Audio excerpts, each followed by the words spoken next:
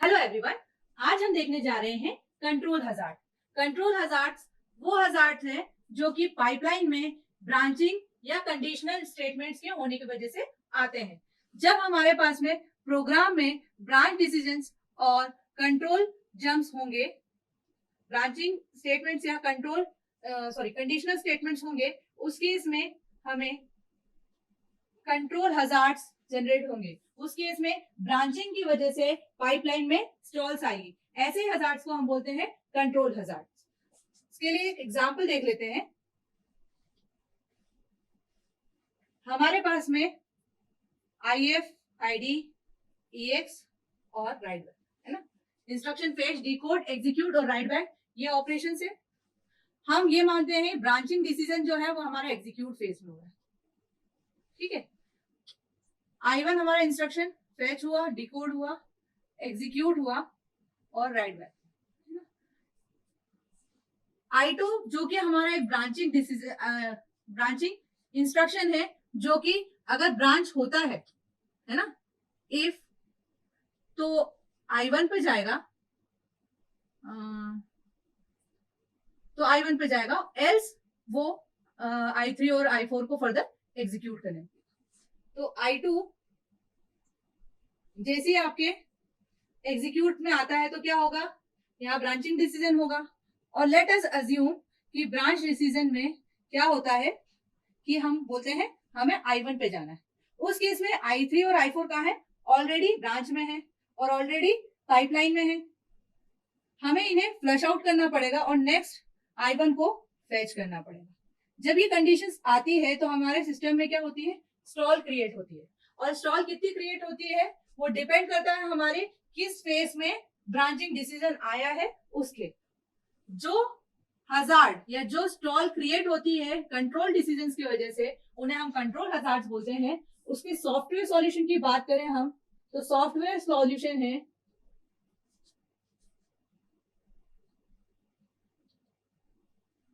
Delay slot.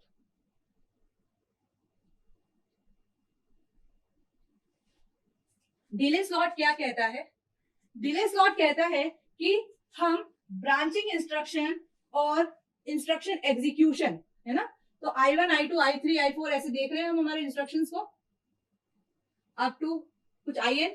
तो कहीं हमारा I6 है ब्रांचिंग डिसीजन है ना, तो हम इनके बीच में हर वो इंस्ट्रक्शंस देखेंगे जो कि क्या है, I6 की वैल्यूज, मतलब जो भी I6 में वैल्यूज जा रही है, ऑपरेंड्स जा रहे हैं, उसे क्या नहीं कर रहा हो, उसे डिस्टर्ब ना कर रहा है ना। और अगर हमारा ब्रांचिंग डिसीजन जिस भी फेज में आ, मतलब सेकेंड फेज में आ रहा है, थर्ड फेज में आ रहा है, फोर्थ फेज में आ रहा है, उससे एक कम N-1 है ना, तो N में अगर ब्रांचिंग डिसीजन हो रहा है तो N-1 आपकी क्या हो जाएगी, डिले स्लॉट की वैल्यू हो जाएगी। और क्या कहता है, डिले स्लॉट जो कि जिस फेज में हमारा डिसीजन हो रहा है उससे एक कम नंबर का होगा, उसमें ब्रांचिंग डिसीजन से पहले के वो सारे इंस्ट्रक्शन हम डाल सकते हैं जो कि क्या है, हमारे ब्रांचिंग डिसीजन को और ब्रांचिंग इंस्ट्रक्शन में जो ऑपरेंड्स यूज हो रहे हैं उसे इफेक्ट ना कर रहा हो।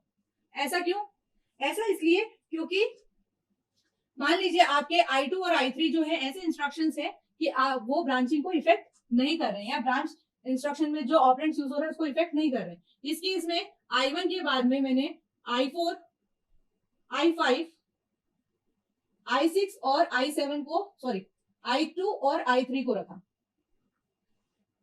अब I2 और I3 तो एग्जीक्यूट होंगे नो मैटर हमारी ब्रांचिंग डिसीजन जो भी है।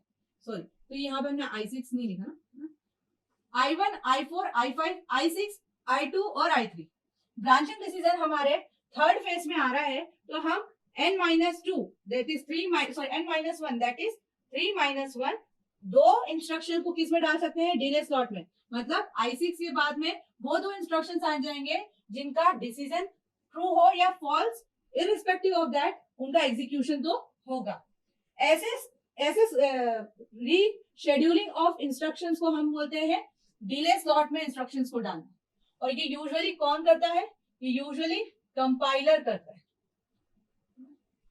और कंपाइलर अगर ऐसे कुछ इंस्ट्रक्शन नहीं आइडेंटिफाई कर पाता है उस केस में वो क्या डाल देता है, नो ऑफ डाल देता है। डिले स्लॉट में क्या डाल देता है, नो ऑफ डाल देता है। तो आपने देखा सॉफ्टवेयर सॉल्यूशन, इसमें हमने क्या किया है, एक डिले स्लॉट आइडेंटिफाई किया है। डिले स्लॉट क्या है, वो है जिस फेज में हमारे इंस्ट्रक्शन का ब्रांचिंग डिसीजन हो रहा है, अगर वो थर्ड फेज है तो डिले स्लॉट हो जाएगा हमारा 2, अगर वो फोर्थ फेज है तो हमारा डिले स्लॉट हो जाएगा 3। इंस्ट्रक्शन, ब्रांचिंग इंस्ट्रक्शन के पहले वो इंस्ट्रक्शंस जो कि ब्रांचिंग इंस्ट्रक्शन को इफेक्ट नहीं कर रहे हैं, उन्हें हम क्या करते हैं, ब्रांचिंग इंस्ट्रक्शंस के बाद डाल देते हैं। तो इररिस्पेक्टिव ऑफ ब्रांचिंग डिसीजन क्या आता है, हमारे वो इंस्ट्रक्शंस एग्जीक्यूट होंगे ही। तो वो इंस्ट्रक्शंस हमारे क्या करना पड़ता है, हमें फ्लश आउट नहीं करना पड़ते हैं। जब इन्हें हमें फ्लश आउट नहीं करना पड़ेगा तो हमारी स्टॉल नहीं क्रिएट होगी। और ये कैसे होता है, ये हम एक एग्जाम्पल के थ्रू देखते हैं। तो अब हम ले रहे हैं एक एग्जाम्पल सेट ऑफ इंस्ट्रक्शंस, जिसमें हमारे पास में है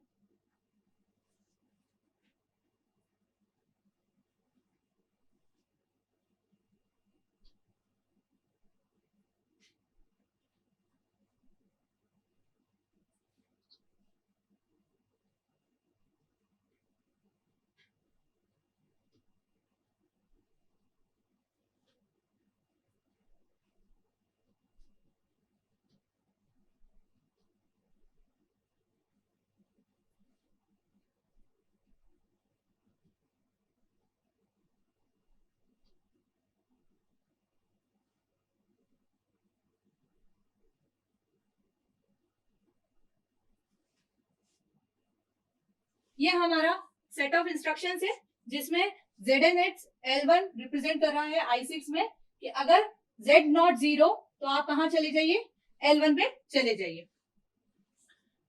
हम क्या करें, डिक्रीमेंट AX को डिक्रीमेंट करते जा रहे हैं, कब तक, जब तक कि वो क्या वैल्यू ना दे दे, 0 वैल्यू ना दे दे। तो जैसे ये 0 वैल्यू, जब तक ये 0 वैल्यू नहीं देगा, ये कहां चले जाएगा, L1 पे चले जाएगा। तो इंस्ट्रक्शन I1 की बात करें तो I1 में AX और BX है, और AX equals to AX plus BX हो रहा है। I2 की बात करें तो यहाँ AX equals to AX minus CX हो रहा है ना। यहाँ DX equals to DX plus CX और DX equals to DX plus BX हो रहा है। हम अगर हमारे ब्रांचिंग डिसीजन की बात करें तो ब्रांचिंग डिसीजन हमारा हो रहा है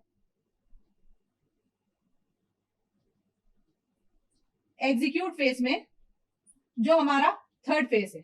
तो डिले स्लॉट कितना आएगा हमारा, डिले स्लॉट आएगा हमारा 2 इंस्ट्रक्शन का। मतलब कि ब्रांचिंग इंस्ट्रक्शन के बाद में हम 2 इंस्ट्रक्शंस को अकोमोडेट कर सकते हैं। कौन से 2 इंस्ट्रक्शंस, वो 2 इंस्ट्रक्शंस जिनका ब्रांचिंग डिसीजन इंस्ट्रक्शन से कोई लेना देना नहीं है। अब हम बात करें I1, I2 और I5 की, तो ये तीनों इंस्ट्रक्शंस कैसे इंस्ट्रक्शंस है, जो कि AX को मॉडिफाई कर रहे हैं, है ना, और AX ही ब्रांचिंग डिसीजन जनरेट कर रहा है। इसलिए हम इन तीनों को क्या नहीं कर सकते हैं, डिले स्लॉट में नहीं डाल सकते हैं। बचे कौन, I3 और I5। तो अब हमारे पास में इंस्ट्रक्शन का सीक्वेंस क्या हो जाएगा, I1, I2, I5, I6, I3 और I4। तो अगर एग्जीक्यूशन की बात करें, एग्जीक्यूशन में कैसे होगा, I1, ठीक है, ये आपका IF, ID, EX और WX है ना। तो यहाँ आपका ब्रांचिंग डिसीजन होने वाला है। Next I2, next I3, I4, I5। हाँ, तो हम क्या है, I1 और I2 को तो फैच करेंगे, फिर किसको फैच करेंगे, अब हम ब्रांचिंग के पहले बात कर लेते हैं। I5, I4, I3, I2, I6,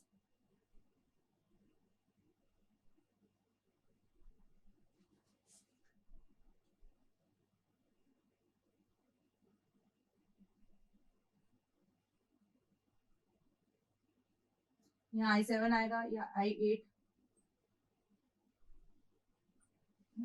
अब इस केस में क्या होगा, जैसे I6 एग्जीक्यूट फेज में जाएगा, वो बोलेगा कि हमें क्या चाहिए, हमें तो I1 चाहिए, और आ क्या गए, I8 और I7। तो यहाँ पे क्या करना पड़ेगा, इन्हें फ्लश आउट करना पड़ेगा और I1 को डालना पड़ेगा। उस केस में क्या होगा, उस केस में आपके पास में 2 साइकिल के लिए आपको वेट करना पड़ेगा, तब जाके आपका नेक्स्ट रिजल्ट आएगा। तो यहाँ पर आप देख पा रहे हैं कि हमें 2 साइकिल के लिए वेट करना पड़ रहा है।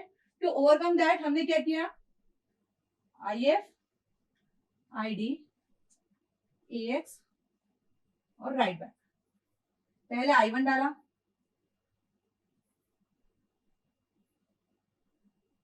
फिर I2 डाला, I3 डाला, ओ सॉरी I3 डाला, अब डाला I5।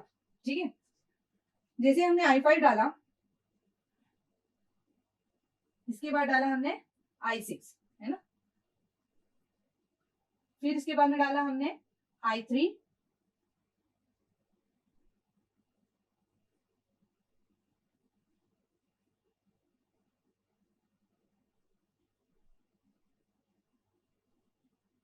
और I4। ठीक है, I6 जब एग्जीक्यूट फेज में आया, उसे लगा कि मुझे किसको एग्जीक्यूट करना है, I1 को लाना है। I1 को लाना है, इस केस में क्या है, जैसे यहाँ 7 और 8 हम ले आए थे, है ना, वो शायद एग्जीक्यूट नहीं होने वाले थे, है ना, शायद क्या वो एग्जीक्यूट नहीं होने वाले थे, क्योंकि जैसे I6 हुआ, उसे ब्रांचिंग डिसीजन क्या दे दिया, उसे ब्रांचिंग डिसीजन I1 दे दिया, तो एग्जीक्यूट को क्या होने वाले थे, I1। लेकिन यहाँ पर आप देखिए कि I3 और I4 क्या है, वो भी एग्जीक्यूट होने वाले, इररिस्पेक्टिव ऑफ आपका ब्रांचिंग डिसीजन क्या हो। तो यहाँ पर अब हमारे पास में क्या हो गया, I6 यहाँ आया, तो I3, I4 और यहाँ पर क्या आ जाएगा, I1। तो हमने यहाँ ओवरकम क्या कर लिया है, यहाँ हमने स्टॉल को ओवरकम कर लिया है यूजिंग डिले स्लॉट, और इसी को हम क्या बोलते हैं, डिलेड ब्रांचिंग, जो कि सॉफ्टवेयर सॉल्यूशन है to overcome the slots in the pipeline occurring due to conditional और ब्रांचिंग स्टेटमेंट्स। इसमें एक ड्रॉबैक है कि कंपाइलर डिलेड सॉर्ट फिल करता है। अगर हमारे पास में ऐसे कोई इंस्ट्रक्शंस नहीं है जो कि क्या कर सके, डिले स्लॉट में आ जाए, उस केस में हमें नो ऑपरेशन डालना पड़ता है, और no operation is equals to slots, और क्या बोलना चाहिए, stalls in the pipeline. Next we talk about the hardware solution of control hazard. तो हार्डवेयर सॉल्यूशन क्या है, हार्डवेयर सॉल्यूशन है हमारा ब्रांच प्रेडिक्टर। ब्रांच प्रेडिक्टर एक सर्किट है जो कि हमारा क्या आइडेंटिफाई कर लेगा कि हमारा ब्रांच होगा या नहीं, किस फेज में, डिकोड फेज में। इंस्ट्रक्शन पाइपलाइन के डिकोड फेज में आइडेंटिफाई करेगा कि कौन सा इंस्ट्रक्शन फेच होगा। फॉर एग्जाम्पल ZN है जो कि L1 को फेच करना है या सिक्वेंशियली आगे बढ़ना है ना, कोई L2 है या जो भी है, तो किस लेवल पे जाना है, L1 पे जाना है, L2 पे जाना है, वो डिसीजन कब आएगा, वो डिकोड फेज में आएगा। और जैसे डिकोड फेज में आएगा तो आप जानते हैं कि नेक्स्ट जो है वो उसके डिकोड के पहले क्या है, IF, that is instruction phase. Instruction phase में अगर मेरे पास में डिकोड में ब्रांचिंग डिसीजन हो जाता है, तो नेक्स्ट जो इंस्ट्रक्शन फेच करना है मैं वो आइडेंटिफाई कर लूंगी, और उस केस में क्या होगा, there will be no stalls. तो ब्रांच प्रेडिक्टर क्या है, एक हार्डवेयर सॉल्यूशन है जो कि ये आइडेंटिफाई कर लेता है डिकोड फेज में on the basis of operands value कि हमारा ब्रांच होगा तो आप वो ब्रांचिंग इंस्ट्रक्शन को फेच करेगा, और नहीं होगा तो सिक्वेंशियल एग्जीक्यूशन परफॉर्म करेगा। अगर ब्रांच प्रेडिक्टर गलत प्रेडिक्ट कर लेता है अपना टारगेट, उस केस में क्या होगा, उस केस में वापस से हमें जितनी भी पाइपलाइन भरी हुई है वो पूरा फ्लश करना पड़ेगी, और हमें नया इंस्ट्रक्शन लेकर आना पड़ेगा, और वो वापस से क्या क्रिएट कर देगा, स्टॉल या हजार्ड। तो इस तरीके से हमने देखा कंट्रोल हजार्ड जो होते हैं किस वजह से, कंडीशनल या ब्रांचिंग इंस्ट्रक्शंस अगर किसी प्रोग्राम में हो तो उसकी वजह से हमारी स्टॉल क्रिएट हो रही है, उसे हम कंट्रोल हजार्ड बोलते हैं। उसके 2 सॉल्यूशन है, पहला सॉफ्टवेयर सॉल्यूशन जिसमें हम एक डिले स्लॉट आइडेंटिफाई करते हैं और उसे फिल करते हैं। उसमें ड्रॉबैक क्या है कि अगर हमारे पास में ऐसे कोई इंस्ट्रक्शन नहीं मिले जो कि हमारे डिले स्लॉट में जा सके, तो हमें नो ऑफ डालना पड़ता है, जो कि इवेंचुअली स्टॉल की तरह ही काम करता है। और दूसरा हमारा हार्डवेयर सॉल्यूशन है ब्रांच प्रेडिक्टर, जो कि डिकोड फेज में ये आइडेंटिफाई कर लेता है कि किस इंस्ट्रक्शन को फेच करना है, so that there will be no stalls.